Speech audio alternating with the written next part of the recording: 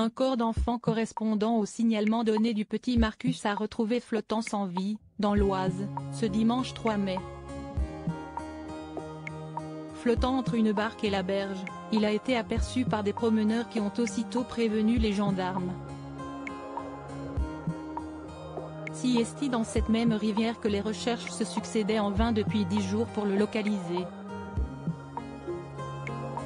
Le lieu de la triste découverte se situe à Auvers-sur-Oise, à 3 km du domicile de la tante de Marcus, où le bambin de 2 ans et demi avait disparu le vendredi 24 avril. En vacances avec sa mère dans le Val d'Oise, le petit garçon d'origine réunionnaise avait été vu pour la dernière fois jouant dans le jardin du pavillon de sa tante en bordure de l'Oise, dans le village de Butry-sur-Oise.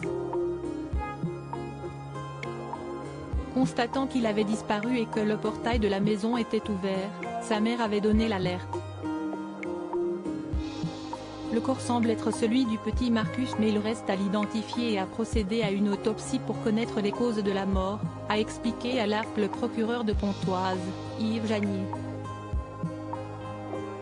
Les résultats des analyses ADN devraient être connus d'ici 24 heures, mais il reste d'ores et déjà peu d'espoir pour sa famille car si le procureur ne confirme pas encore officiellement l'identité de la dépouille, les habits correspondent à ceux que le petit garçon portait au moment de sa disparition.